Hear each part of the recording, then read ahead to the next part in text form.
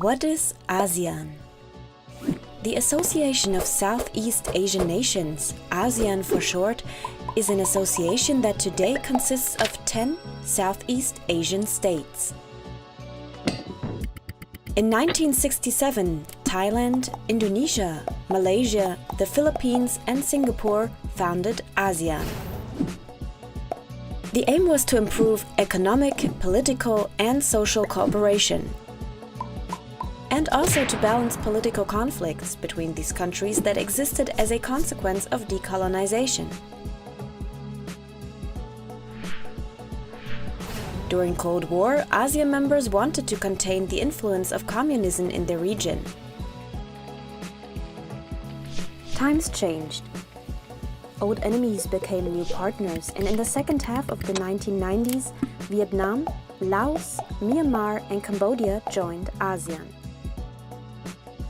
The collapse of the USSR, the founding of the World Trade Organization, and a financial crisis in Asia prompted members to deepen their relations and adapt to the new situation. In the 2000s, free trade agreements were concluded with India, China, South Korea, Australia, New Zealand, and Japan. In the future, the entire region will be merged into one large free trade zone. Since 2001, the ASEAN Summit takes place annually. It is a meeting of the heads of state and government where current problems are discussed and solutions are worked out. In 2008, the ASEAN Charter came into force, giving the association the status of a legal person. Principles of non-intervention and consensual decision-taking remained unchanged by the Charter. Decisions are generally made by consensus. No member can be forced to something. As a result, the group rarely appears to be closed. Nowadays. Today, ASEAN is based on 3 pillars.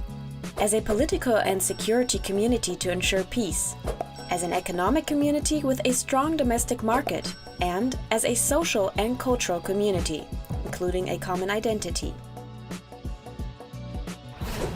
Challenges and solutions. ASEAN faces a number of social and environmental challenges. Countries such as Vietnam or the Philippines are particularly vulnerable to climate change and already feel its impact today.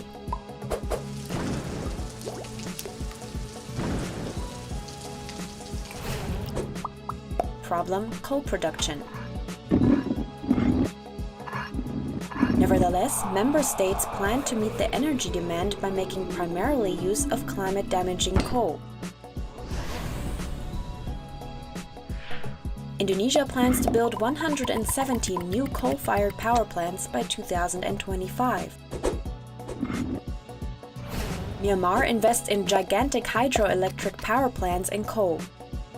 Laos builds dams on the Mekong. The result is that Vietnam loses water in the Mekong Delta. However, fossil fuels, for example, are not necessary to cover the lack of energy. Renewable energy sources ranging from biomass to solar energy and wind power have enormous potentials in the region. They too would promote the local economy and provide sustainable jobs. Problem: the haze. Large areas of precious rainforest are burnt down for palm oil plantations and cattle feed cultivation all over Indonesia. The smog of these fires covers large parts of Indonesia, Singapore, and Malaysia. Pollution continues, even though in 2003 a smog agreement in the ASEAN came into force, which should reduce forest fires, environmental degradation, and air pollution. As such problems cross borders, ASEAN must tackle them in a joint effort and think beyond borders.